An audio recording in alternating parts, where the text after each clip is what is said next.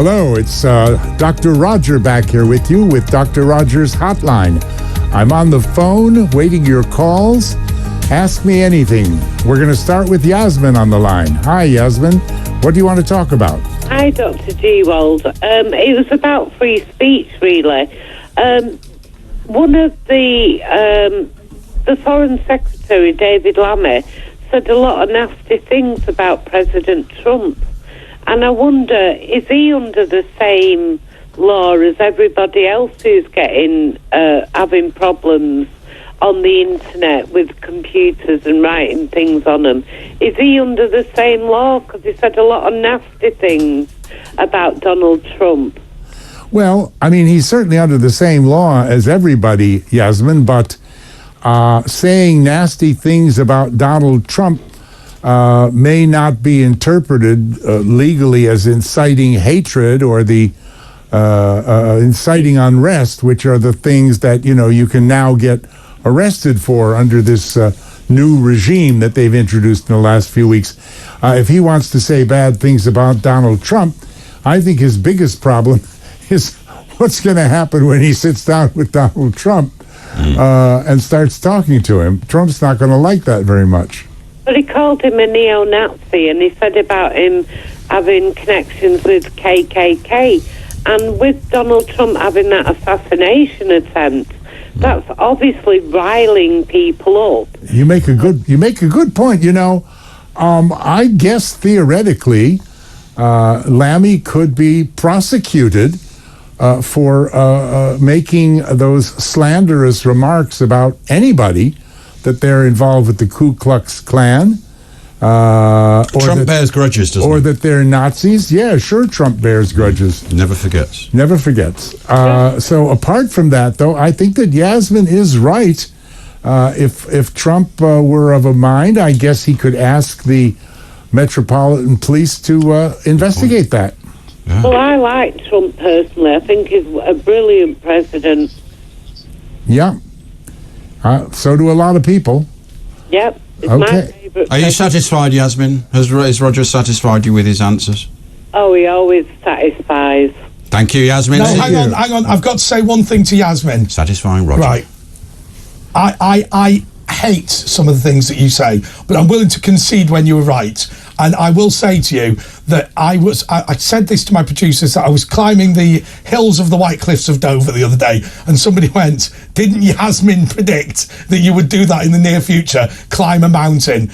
And I said, yes, she did, and I'd forgotten that, so I did not climb the mountain for that purpose. So I concede, Yasmin, you were right. Spooky. Did you wear linen trousers in white? No. All right, don't push it too far. Don't push it. Thank you so much, Yasmin. Okay, Ray in Liverpool, you're through to Dr. Roger. Hello, Ray. Hi, Dr. Roger. Hiya. I want to talk about the riots now. I understand that the British patriots are why they're getting angry, because they feel like their government is not listening to them, and if your government doesn't listen to you, you've tried protesting. So the only other way they can think of is rioting, because, what can you do? You could try writing instead of rioting. We've got videos now. You can actually go viral.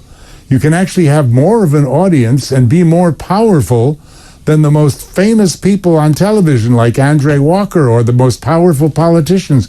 You can have more of a voice than Starmer has if you make a good video and you know how to put out there on social media. So I don't think there's ever any excuse for rioting because it leads to far worse. It's very upsetting to people. So I'm dead against rioting. But you're absolutely right about why the Brits, the ordinary Brits, feel the way they do. I mean, I've been saying this now for a few days. We've had 14 years of a government of basically posh boys that don't care about us and don't listen to us. And we've now had almost 4 weeks of a government that, wait a minute, these guys are even worse. And I just think people have said, as I've written in an article for one column that I write, the Brits have said, the ordinary Brits have said, enough is enough. Yeah, I know what you mean, Dr. Roger, but it's like people people do get angry. I remember this. There was this woman, this psychotherapist, Lucy Burst, was saying like people get angry because it's like it's part of human nature, it's part of survival. This is what she was saying.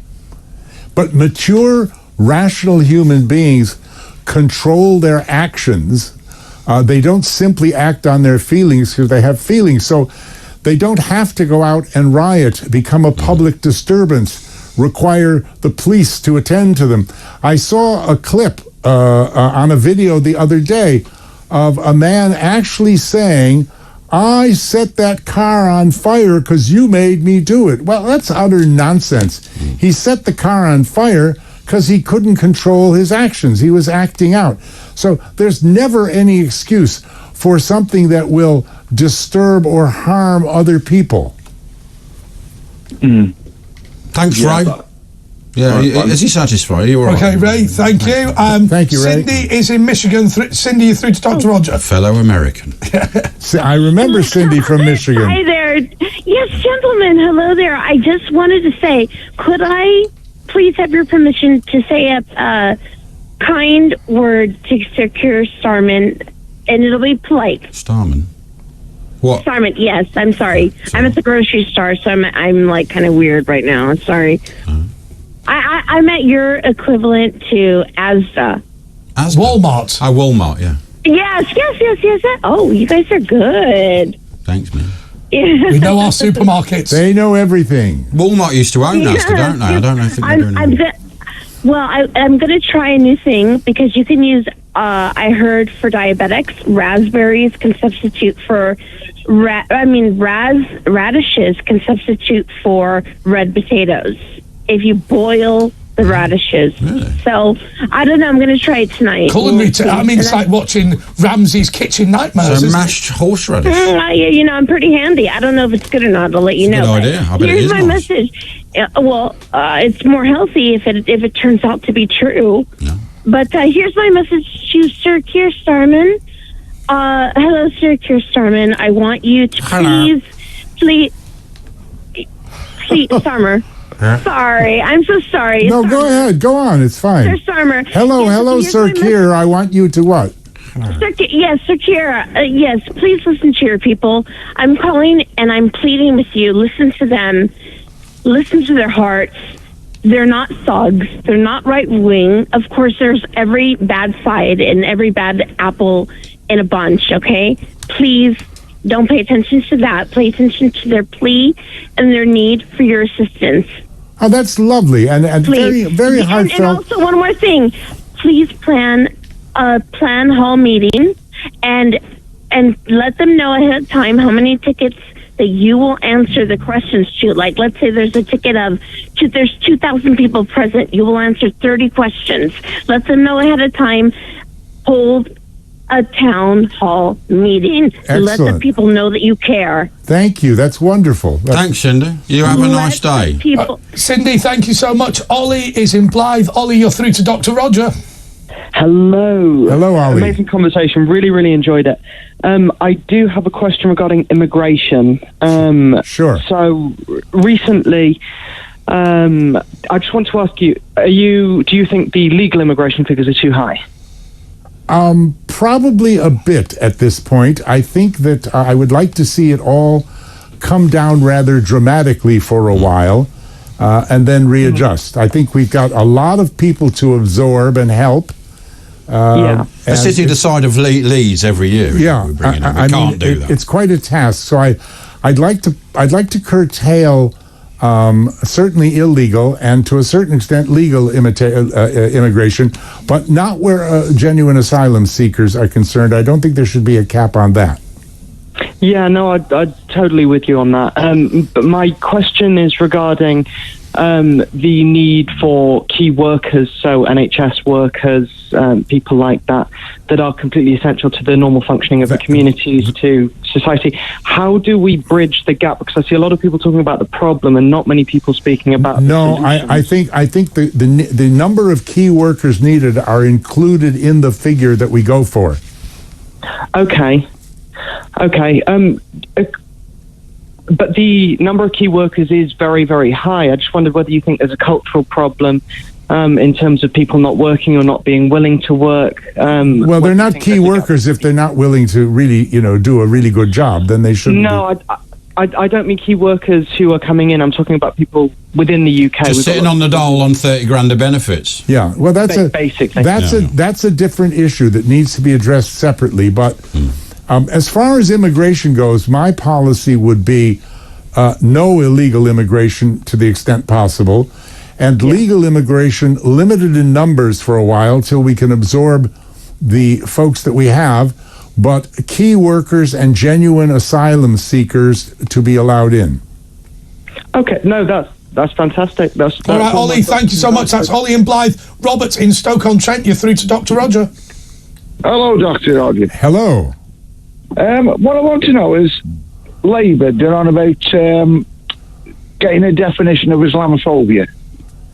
Yes, they're going to adopt one, they say. Now, surely that's an ideology. What I really want to know is, what hold have Muslims got over this country? Because you never hear anything from Hindus, Sikhs, or anything like that. Well, those are two different questions. I mean, let me deal with the first one. Islamophobia, I always say it isn't really Islamophobia. Phobia means fear of, so it's people who are, it's not Islamophobia that the Muslims are complaining of. It's like anti-Semitism. It's anti-Islam. That's what they call it, Islamophobia, but they're really referring to anti-Islamicism. People who are prejudiced against people because they follow the Islamic religion. But isn't it Islamist phobia? People are scared of, people who might blow them. They're scared of that sort. Well, that's not what they're trying to define. Right. They're not trying to come up with. You're absolutely right. They're not trying to come up with a definition for extreme, extremist Islamism. Yeah. They're trying to come up for a definition of the Islamist equivalent of anti-Semitism. And I just think it's wrong to call that Islamophobia. Well, you could have Christianophobia. You could have Hindu-phobia. You could have, but they're not races. That's the thing. It's different. That's right. So, although they've got the wrong name for it, I think they can come up with a definition for it. But I mean, I think it's kind of redundant because it's pretty obvious somebody who is against Muslims. It's pretty obvious to see that they're prejudiced. You don't need to define what that looks like any more than you do for the Jews. The laws already exist, don't they? Jews or Hindus or Catholics or whatever. Okay, Robert, thank you so much. Last call to Dr. Roger in this segment is Gary in London. Gary, you are through to Dr. Roger. Hello, Harry. Hello. How are you? Very well. How are you? I'm very well, thank you. What do you want to tell us, Gary? I'll tell you, we don't do the riots, I'll tell you about, I'm a white person, live in London, and listen to what Khan said, I don't feel safe. What, you mean in the evening or what, on the streets? You don't feel safe when and how and where? I don't feel safe. Why don't you feel safe? When don't you feel safe, Gary? Don't listen to your radio or TV. Just listen down the phone. Right, I didn't understand, well, listen, I'm a white person, a gay person.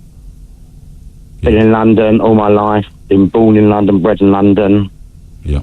For me, some parts of London, I mean, it's fun, most parts of London I go to, it's no-go areas. I live in Woolwich, and all these is like full of Somali gangs. There's a lot of places, so what Khan said, I don't get, because he's saying like, they're all scared, but it's a lot of white people around country scared who live in London. It's not just him. Robert?